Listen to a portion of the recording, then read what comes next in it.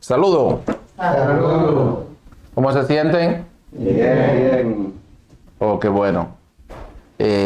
Hoy, como siempre, vamos a iniciar en el día de hoy dándole gracias a Dios por habernos permitido reunirnos aquí en este lugar en su nombre y con un solo propósito en común: estudiar y comprender su palabra, sus enseñanzas. Y como siempre, vamos también a darle las gracias a ustedes por haber escuchado nuestra voz de invitación y hacer acto de presencia. Como siempre, vamos a estar con ustedes la jovencita Evelyn Hernández y su hermano Julián de Paula. Así que nos sentimos agradecidos tanto de Dios como de ustedes, porque Dios es nuestro guía, nuestro maestro, nuestro instructor, nuestro Rey soberano.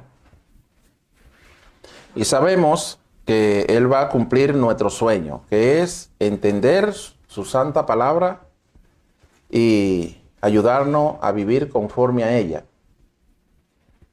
Hoy vamos a continuar con la segunda parte, donde damos a conocer el sentido oculto, el sentido esotérico de dos conceptos que los reveladores de la Sagrada Escritura han usado en la Sagrada Escritura. Al hablar de esos dos conceptos, estoy hablando del concepto montes y reyes.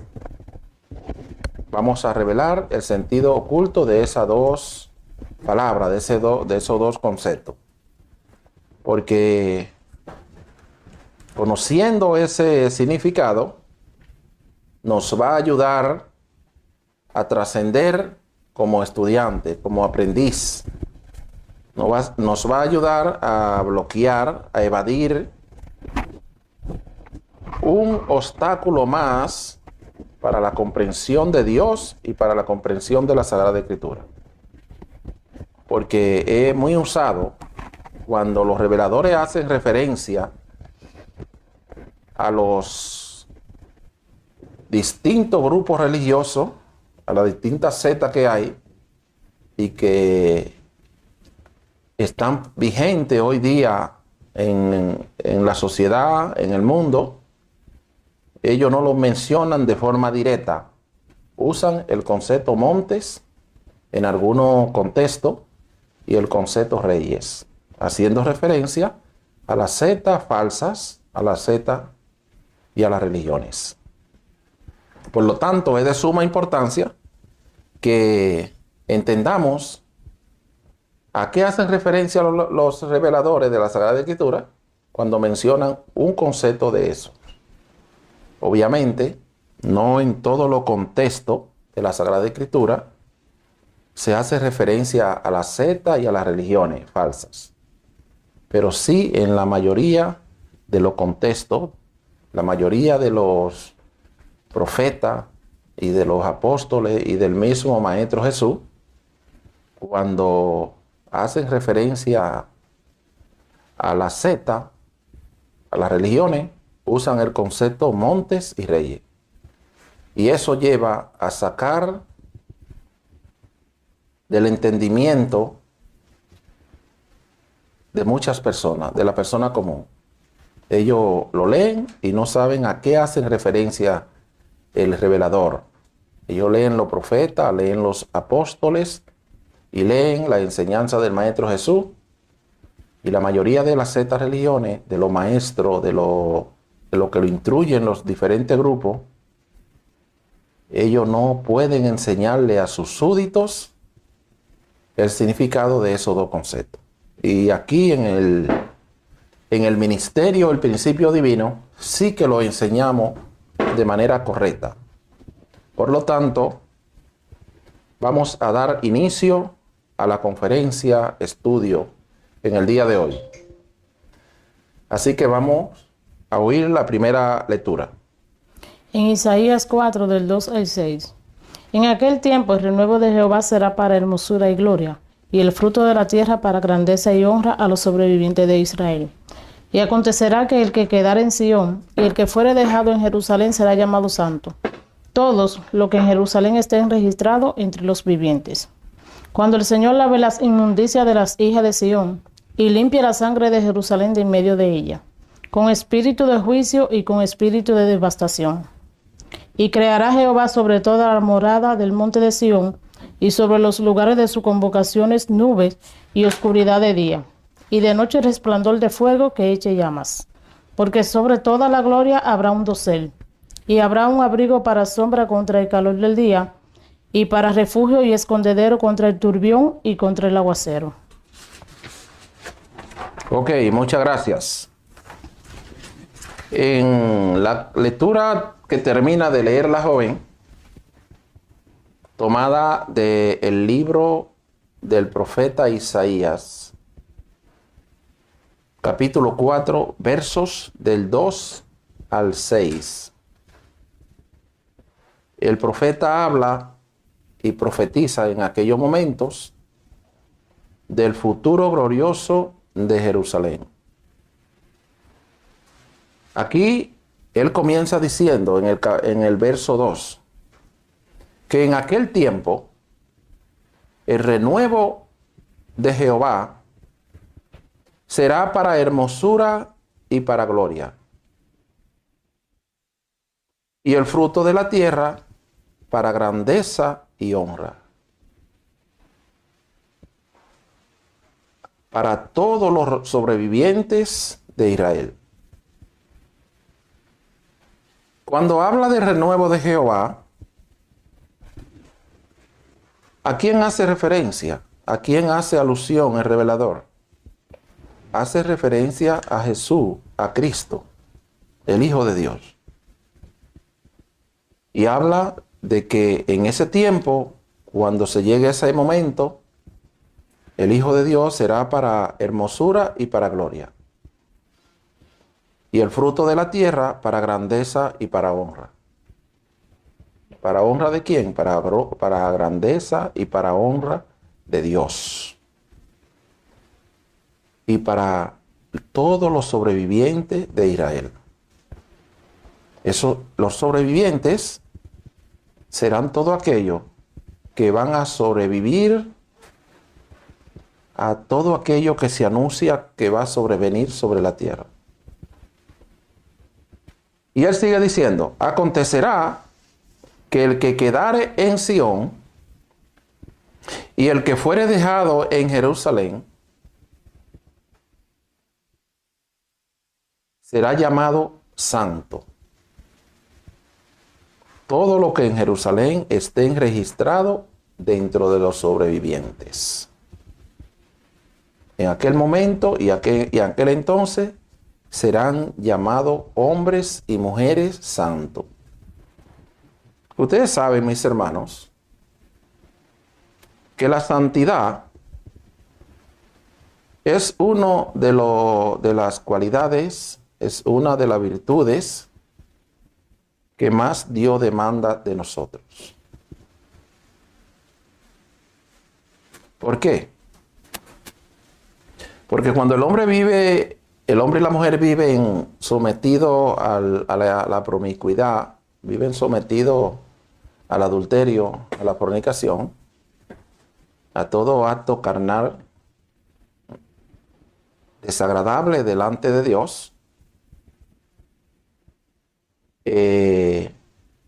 eso le trae al hombre y a la mujer deshonra. Eso le trae perdición. Eso le trae alejanía de Dios. Porque así ha sido desde el principio. Así fue desde la caída hasta el día de hoy. Eso trae maldición, dolor penalidades a la humanidad. Pero cuando un hombre y una mujer se arrepienten, se convierten a Cristo, a Jesús, eso le trae honra, le trae grandeza, le trae hermosura. Y el fruto de la tierra, entonces, es para grandeza y para honra, para todo lo que vamos a sobrevivir. Y por eso debemos de ser llamados hombres y mujeres santos, para poder ser parte del monte de Sión, de la ciudad de Dios. Entonces dice en el verso 4, cuando el Señor lave las inmundicias de las hijas de Sión y limpie la sangre de Jerusalén, de en medio de ella, con espíritu de juicio y con espíritu de debatación. Y creará Jehová Dios sobre toda la morada del monte de Sión y sobre los lugares de sus convocaciones, creará nubes y oscuridad de día. Y de noche creará resplandor de fuego que eche llama, porque sobre toda la gloria habrá un dosel. Y habrá abrigo para sombra contra el calor del día, para el refugio y escondedero contra el turbión y contra el aguacero. Porque realmente en esos tiempos y en esos momentos será un tiempo donde Dios le va a dar el destino a la humanidad y le va a pagar a cada hombre y a cada mujer conforme a su obra, conforme a lo que haya hecho, conforme a cómo haya vivido.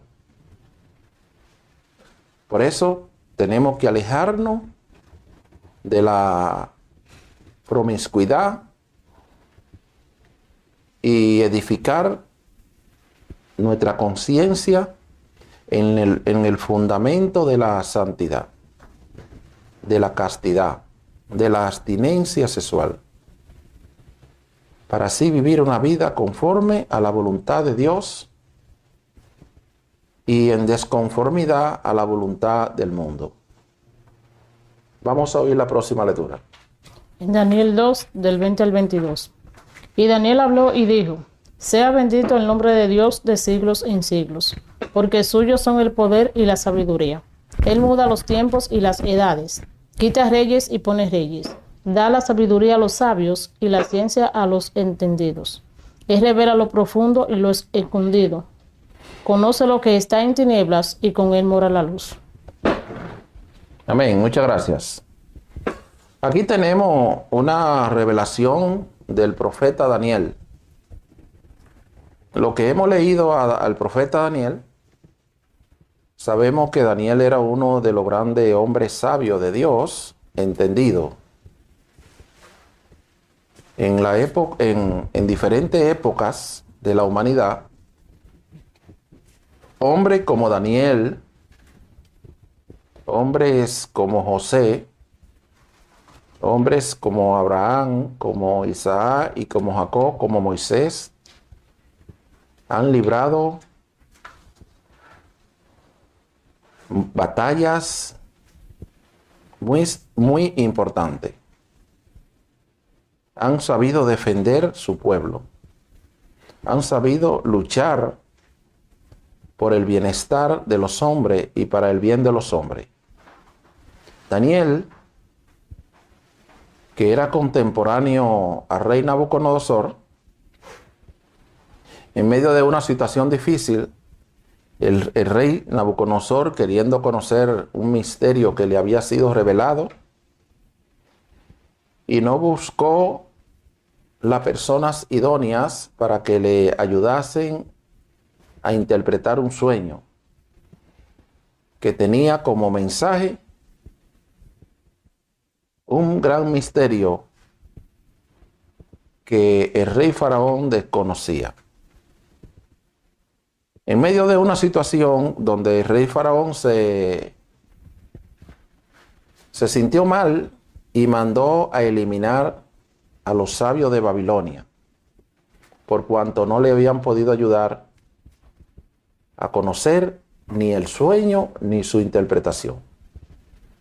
Él dijo y dio autoridad, dio un edicto, dio una orden para que los sabios de Babilonia fuesen llevados a la muerte. Y en medio de ese apuro, en medio de esa indagatoria, aquel personaje que que Nabucodonosor había puesto para hacer esa acción, también buscaron a Daniel y a sus compañeros. Y él, como al ser un profeta de Dios, muy letrado en el conocimiento del mundo superior, le preguntó a aquel siervo del rey Nabucodonosor que cuál era la causa que el rey Nabucodonosor lo había mandado a eliminar a todos los sabios de Babilonia. Y él le contó y le dijo que le diese tiempo y él resolvería el problema. ¿Y qué dijo Daniel a sus compañeros? Vamos a la casa, vamos a nuestra casa, vamos a orar a Dios, vamos a pedir a Dios que tenga misericordia de nosotros, con tal de que nosotros no perezcamos juntamente con los demás sabios de Babilonia.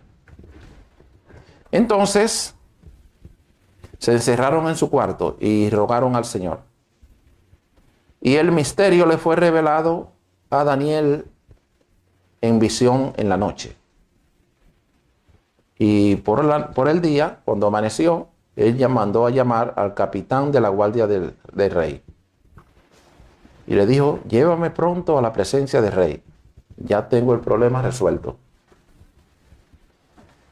Y cuando el capitán de la guardia del rey lo llevó a la presencia del rey Nabucodonosor, el rey Nabucodonosor lo apocó, lo subestimó. Y le dijo, ¿podrás tú acaso puede darme a conocer el sueño que vi y su interpretación? Y Daniel, al llegar a la presencia del rey, comenzó a resolverle el problema y se lo resolvió. Y una de las cosas que le dijo al rey fue, y que hoy nos dice a nosotros, que el Dios del cielo es el Dios de la sabiduría y del poder, y que Él muda los tiempos y las edades, que Dios quita reyes y pone reyes, da la sabiduría a los sabios y las ciencias a los entendidos. El Señor del cielo revela lo profundo y lo escondido, y con Él mora la luz. Entonces, ¿qué está diciendo el profeta Daniel en ese mensaje? De que Dios muda los tiempos y las edades. Todos los profetas de Dios sabemos, como lo relata también el profeta Salomón, que Dios, sobre la tierra y debajo del cielo, todas las cosas tienen su hora y tienen su tiempo. Hay tiempos de amar y tiempo de aborrecer. Hay tiempos de luz y tiempo de tiniebla. De parte de Dios hay tiempo de hablar y tiempo de callar. Hay tiempo de bendecir y tiempo de maldecir. Y todos los tiempos que llegan, sean para bien o sean para mal, no son eternos. Dios, los tiempos llegan y se van, pero se van para volver. Por eso dice que Él quita reyes y pone reyes. Pero ¿a qué rey se refiere? Hace referencia a la secta y a las religiones. Toda secta y toda religión tiene un promotor, nace de un promotor o de un grupo de hombres y de mujeres que se ponen de acuerdo para formarla. Pero detrás de ese grupo de hombres y de mujeres, o detrás de ese hombre o de esa mujer que forma una secta, que forma una religión, está la mano de Dios. Porque siempre hay, por lo regular, siempre hay una historia de una manifestación de Dios, de un llamado que Dios le hace. No importa que sea una secta de esta que hay pseudo ocultista o que no lo sea. No importa que sea falsa o que sea verdadera. Pero sí, en cada una de las sectas que surgen, la mano de Dios está detrás de ese acontecimiento. Y esos grupos sectarios, Dios lo pone, Dios lo levanta, para después quitarlo cuando llegue el tiempo en que Dios va a hablar. Porque de parte de Dios hay tiempo de callar y tiempo de hablar. Y los tiempos de silencio de parte de Dios, Dios lo usa para levantar sectas, para levantar religiones, para poner reyes, para poner sectas y religiones, para luego cuando llegue el tiempo de él hablar, entonces quitarla. Por eso, cuando Moisés descendió a Egipto a librar a los hebreos de la esclavitud del rey Faraón, el Faraón se oponía a aquella liberación. El Faraón se oponía a que Moisés y sus compañeros realizaran la obra que Dios lo envió a hacer. Y por eso Dios castigó sobremanera al rey Faraón, porque era un opositor de lo que Dios decía, de las resoluciones que Dios tomaba. Y una de las cosas que le dijo Dios al Faraón por medio de Moisés fue: para eso mismo te he levantado, para mostrar en ti mi poder. Hermanos, hay muchas personas, muchos lectores de la Sagrada Escritura que piensan que el rey Faraón era un rey político. No, el rey Faraón no era un rey político. El rey Faraón era, en tiempo de Moisés, la religión más influyente que había en Egipto. La religión más predominante. Así como en tiempo de Abraham, las religiones que habían en Sodoma y Gomorra, también el revelador lo llamó reyes. ¿Y cuál fue el trabajo que Dios le puso a Abraham? Luchar contra los reyes de Sodoma y de Gomorra. Y esos reyes, esas sectas, esas religiones, eran religiones falsas. Eran religiones que formaban los hombres. Y por lo tanto, Abraham obtuvo la victoria sobre ellos. ¿Por qué? Porque aquellos reyes se conducían por la mentira, por el error, por el engaño. Pero Abraham se dirigió a ellos con la verdad.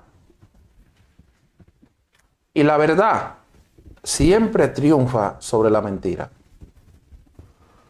La mentira no se prolonga en el tiempo. Y por eso dice el Señor, por medio del profeta Daniel, que Él es el que pone los reyes cuando lo quiere poner y lo quita cuando lo quiere quitar. Porque aquellos reyes, aquellas sectas, aquellas religiones se forman de los hombres y de las mujeres que no aceptan el rescate, que no aceptan la palabra de Dios. Y por eso Dios lo elige para que cumplan en ello el concepto del mal, el concepto de la maldición.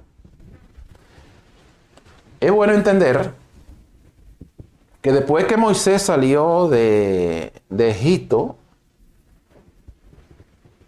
cuando ellos andaban por el desierto, también se levantó un tal Coré, entre otros, y se oponían a la enseñanza de Moisés. Ellos le decían al pueblo que Dios también estaba con ellos, que Dios también lo había puesto a ellos a dirigirlo a ellos, que Dios también podía hablar a través de ellos,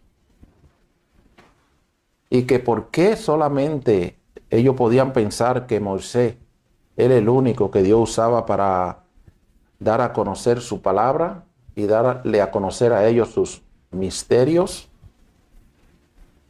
Sin embargo, Coré y su séquito estaba constituido por hombres y mujeres falsos. Era un profeta falso, era un profeta de mentiras y de engaño. ¿Y qué le dijo Moisés a Coré? ¿Te parece poco, Coré, que Jehová Dios te haya apartado de su pueblo, para que tú no seas un miembro más de su familia? Y comenzó a darles consejos y a hacerles advertencias. Y dice la revelación que todavía estando las palabras de Moisés en la boca, dirigida hacia Coré, la tierra abrió su boca y se tragó a Coré y todos sus séquitos juntos, y descendieron vivos al Seol. De manera es que, hablando de un poco de la historia del faraón frente a Moisés y cuál fue su fin, y hablándole un poquito nada más de la historia de Coré frente al siervo de Dios Moisés, hablándole de esos acontecimientos, de esos dos personajes, podemos ver que realmente Dios levanta, pone los reyes y también lo quita cuando se llega el tiempo. El mismo apóstol Pablo anunció esta gran proliferación de sectas y de religiones que iban a haber en el mundo para estos tiempos. Y el mismo Pablo dijo que se manifestarían, pero se llegaría el tiempo en que Dios lo quitaría de en medio.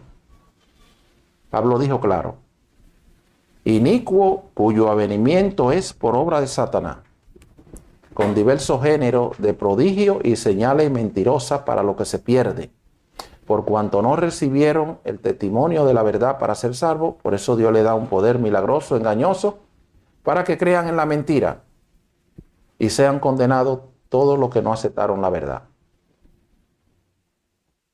De manera es que el apóstol Pablo y todos los profetas y todos los apóstoles han hablado de que esos acontecimientos se volverán a repetir en el futuro. De la manera que Dios quitó del medio a los reyes de Sodoma y Gomorra, de esa misma manera quitó del medio al rey Faraón y a su pueblo, a todos sus seguidores. Y de esa misma manera Dios va a quitar de en medio todo grupo de hombres y de mujeres que practiquen una religión falsa de sobre la faz de la tierra, cuando venga y se manifieste el Hijo de Dios. Pablo lo dijo claro. En el capítulo 2 de segunda de Tesalonicense, Pablo dijo y explicó diciendo, a los cuales el Señor matará con el espíritu de su boca y lo destruirá con el resplandor de su venida. Así que el mensaje está claro para todos los reyes que viven engañando a la humanidad, que le viven mintiendo a la humanidad y que le viven extorsionándole el camino a los que quieren entrar al reino de los cielos. Le sirven de piedra de tropiezo a todos los que andan buscando a Dios. Así que, de la manera que Dios libró a los hebreos de la mano del faraón, rey de Egipto, así será librada de la mano de los reyes de la tierra, de todas las religiones, ese grupo de hombres y de mujeres que ellos mantienen esclavizados en el pecado, en el engaño, en la mentira y en la iniquidad. Es una profecía que va a tener fiel cumplimiento. Así que yo le invito a que todos aquellos que viven en el seno de una secta, de una religión, de esa pagana que hay, yo le invito a salir y a ser parte del ministerio del principio divino, que es la religión que se va a encargar de la unificación mundial de todos los hombres y de todas las mujeres en la religión del Cristo de la gloria, en la doctrina del Maestro Jesús. Vamos a oír la próxima lectura. En Zacarías 8, del 1 al 3. Vino a mí palabra de Jehová de los ejércitos diciendo, así ha dicho Jehová de los ejércitos, celé a Sión con gran celo y con gran ira la celé. Así dice Jehová, yo he restaurado a Sión y moraré en medio de Jerusalén, y Jerusalén se llamará ciudad de la verdad, y el monte de Jehová de los ejércitos, monte de santidad. Aquí en Zacarías, el profeta Zacarías, uno de los grandes profetas, en el capítulo 8, verso del 1 al 3, el profeta habla de la promesa de Dios para la restauración de Jerusalén. Promesa de Dios para la restauración de Jerusalén. ¿Qué quiere decir restaurar? Bueno, yo tengo mi celular, está roto, está rompido, está dañado, no hace las funciones que debe hacer. Yo lo mando a reparar, lo mando a restaurar. Una vez está restaurado, ya vuelve a tener las funciones para la cual fue hecho, para la cual yo lo compré. Si tengo en mi casa una silla y esa silla está despintada, está floja, la madera está desunida, no está articulada como debe estar articulada, yo la mando a restaurar. Y una vez está restaurada, vuelve a dar el uso para el cual yo compré esa silla, para el cual yo la tengo en mi casa. Pues así, de igual manera, el pueblo de Israel está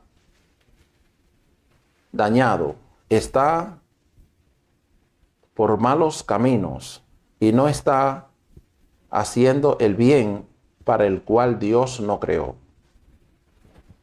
Dios no creó el hombre para que hiciera maldades. Dios no creó al hombre para que viviera sumergido en la iniquidad, en la desobediencia, en el pecado.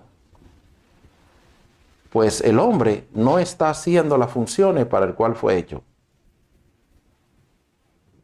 Y Dios promete restaurarlo. Porque después de la caída, Dios inicia un proceso de restauración, un proceso de recuperación de las virtudes perdidas. Y por eso, en esa promesa de restauración, el profeta habla de cómo será el pueblo de Dios. Habla de cómo será la santa ciudad. Y dice que la palabra de Dios llegó al profeta Zacarías y le dijo: así ha dicho Jehová de los ejércitos, celé a Sión con gran celo y con gran ira la celé. Así ha dicho Jehová: yo he restaurado a Sión y moraré en medio de Jerusalén. Jerusalén será llamada ciudad de la verdad, y el monte de Sión será llamado monte de santidad. El monte de Jehová de los ejércitos será llamado monte de santidad.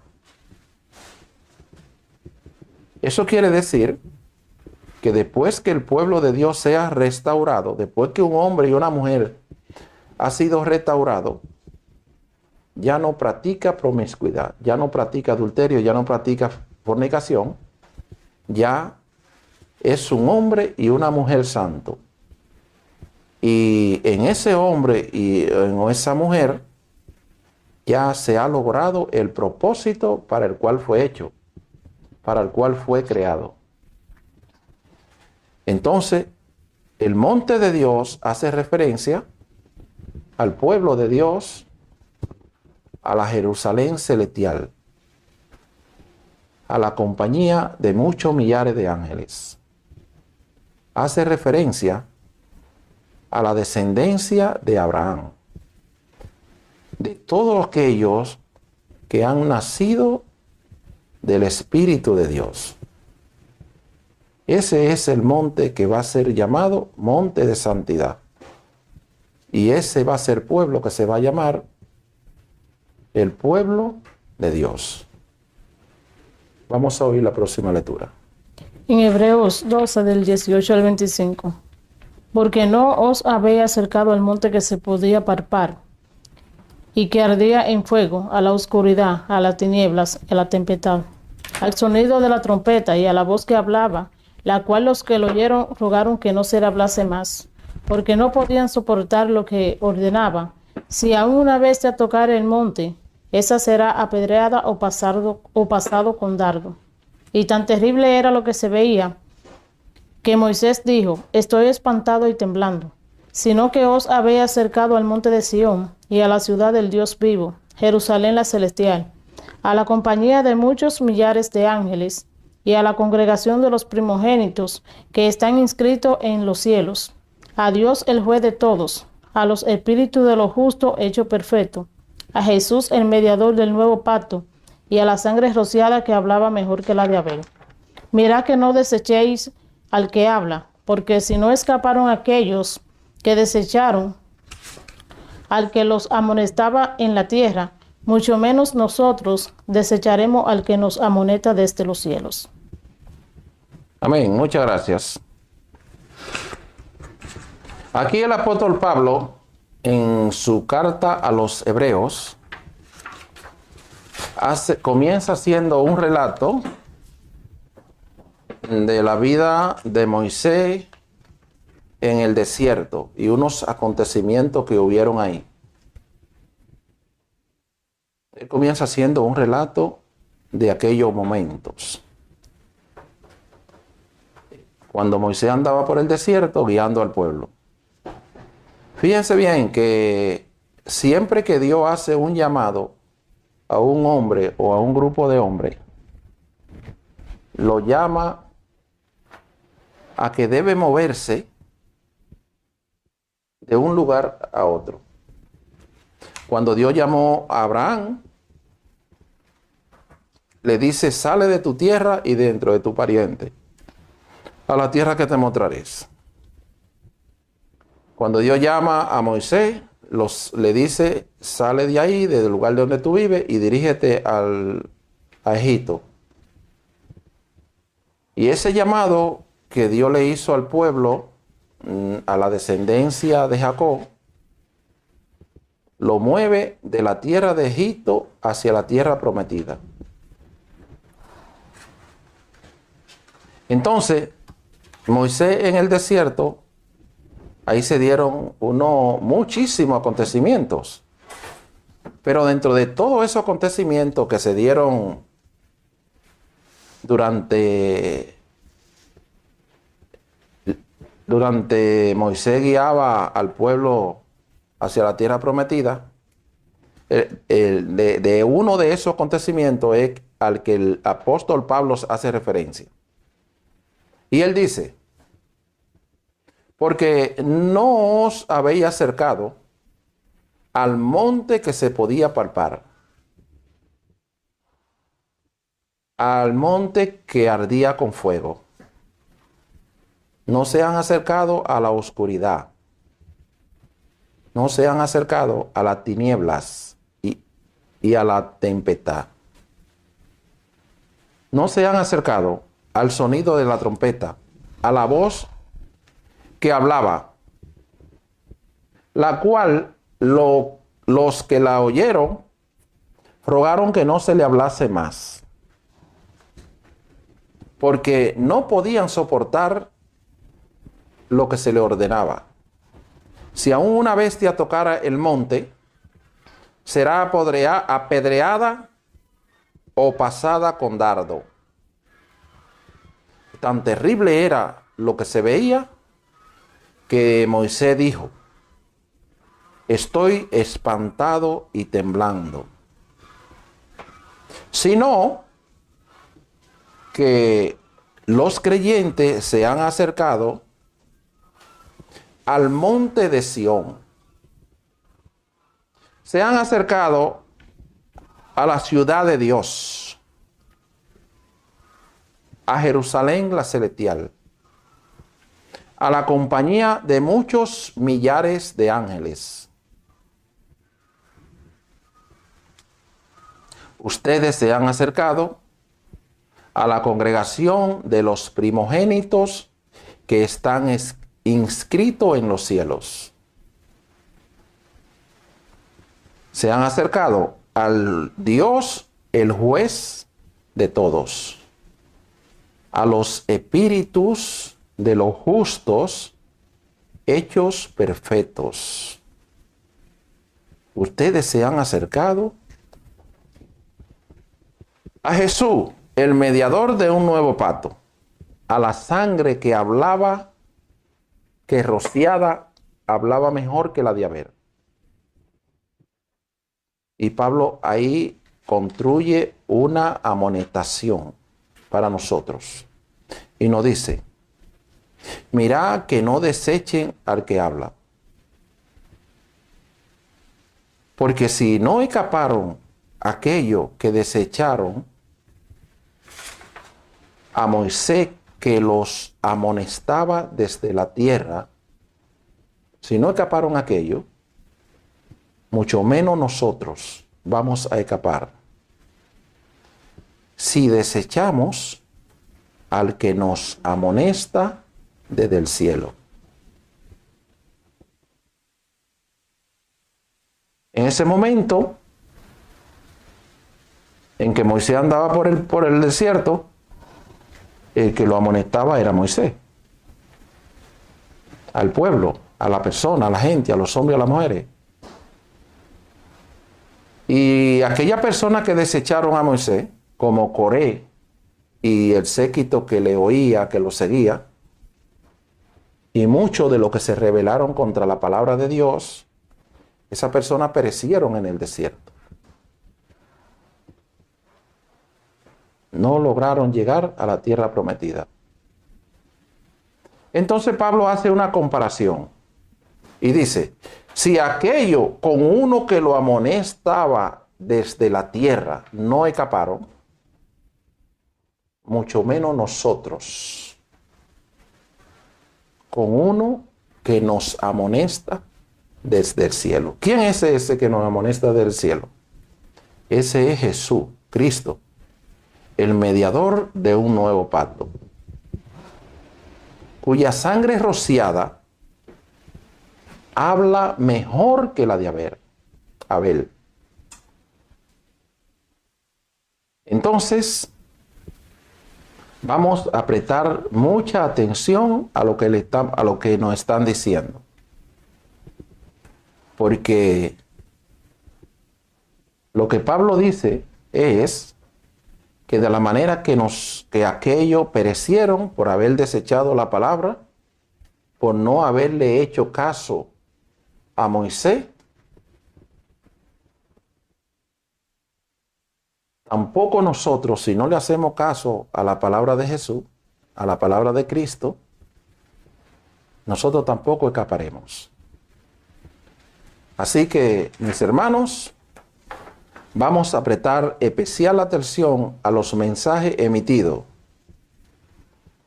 porque Dios es un Dios celoso. Y cuando un hombre y una mujer se desvía del camino que Dios le muestra, del camino que Dios le dice camina por él, ya de suyo está perdido. Cuando una persona se rebela, se opone, ya esa decisión de oposición, esa decisión de contradecir, a veces sale bien cara y cuesta la vida. Vamos a oír la próxima lectura. En Gálatas 4, del 21 al 31. Decidme, los que queréis estar bajo la ley, ¿no habéis oído la ley? Porque está escrito que Abraham tuvo 2 hijos, uno de la esclava y el otro de la libre. Pero el de la esclava nació según la carne, más el de la libre por la promesa. Lo cual es una alegoría, pues estas mujeres son los 2 pactos. Uno proviene del monte Sinar, el cual da hijos para la esclavitud, este es Agar. Porque Agar es el monte Sinaí en Arabia y corresponde a la Jerusalén actual, pues ésta, junto con sus hijos, está en esclavitud. Mas la Jerusalén de arriba, la cual es madre de todos nosotros, es libre, porque está escrito: regocíjate, oh estéril, tú que no das a luz. Prorrumpe en júbilo y clama, tú que no tienes dolores de parto. Porque más son los hijos de la desolada que de la que tiene marido. Así que, hermanos, nosotros como Isaac somos hijos de la promesa. Pero como entonces el que había nacido según la carne perseguía al que había nacido según el Espíritu, así también ahora. Mas, ¿qué dice la Escritura? Echa fuera a la esclava y a su hijo, porque no heredará el hijo de la esclava con el hijo de la libre. De manera, hermanos, que no somos hijos de la esclava, sino de la libre. Amén. Muchas gracias. Recuérdense que estamos hablando del significado de montes y reyes.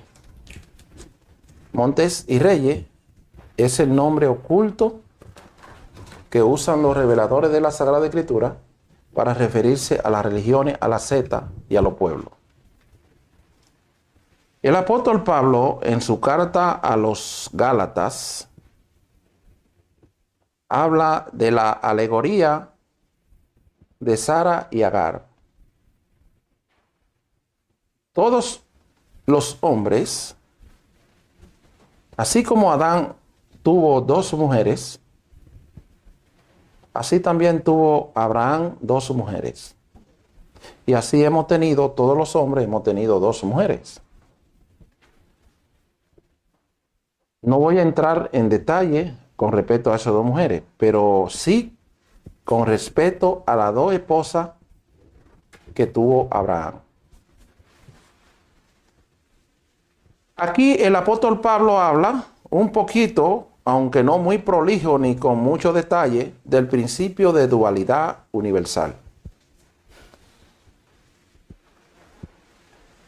Y en ese diálogo, en esa disertación que hace el apóstol Pablo, hace mención de 2 pueblos. Hace mención de 2 montes. Y cada pueblo, cada monte, tiene un sacerdocio.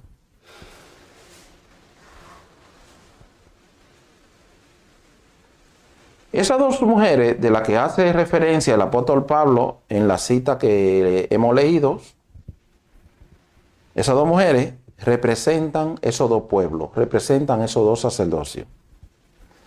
Entonces, ¿qué dice de Agar? Dice que Sara le dijo a Abraham: echa a la esclava y a su hijo, porque el hijo de la libre no va a heredar con el hijo de la esclava. Entonces Pablo hace una explicación a lo que representan y a lo que significan esas dos mujeres. Dice claro que Agar representa el monte Sinaí, representa a la Jerusalén actual, representa al monte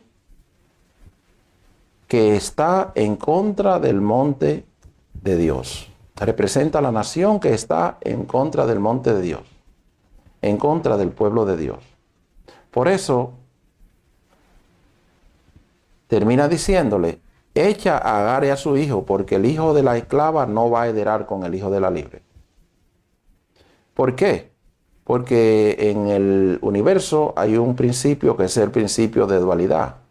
La Biblia es un retrato, es una narrativa del universo.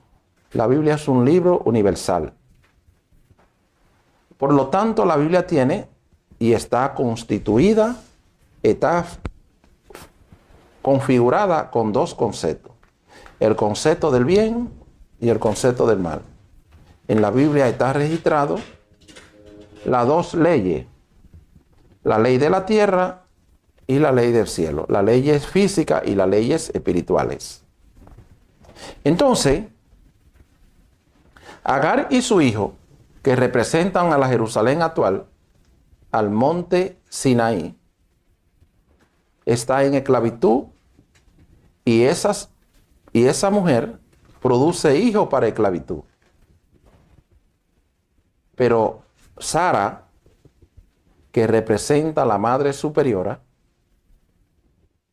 produce hijos para libertad. Por eso dice el revelador, ustedes saben que Agar era productiva, producía hijos, pero Sara era estéril. Entonces las escrituras dicen: prorrumpe, mujer estéril, tú que no da a luz, porque más son los hijos de la desamparada que de la que tiene marido. Y Pablo dice: pues mis hermanos, nosotros como Isaac no somos hijos de la esclava, somos hijos de la libre.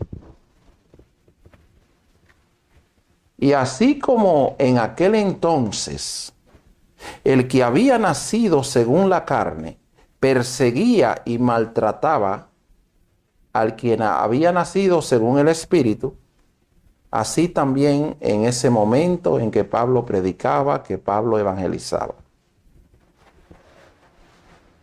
¿Qué estamos diciendo con esto? Que la Jerusalén actual, el monte Sinaí, ha encarnado el concepto del mal. Ha encarnado el concepto de la maldición. Ha encarnado el concepto de la muerte. Pero los hijos de la libre, los hijos de Sara, somos todos los hombres y todas las mujeres que hemos encarnado el concepto del bien, que hemos puesto en práctica las leyes del cielo, las leyes espirituales. Y por eso todas las cosas que Dios hace, que Dios dice, se llevan a cabo. Porque por eso es que yo le dije que nosotros, los hombres y las mujeres, somos el árbol de la ciencia del bien y del mal. Porque todo hombre y toda mujer que encarna el mal es el árbol de la ciencia del mal.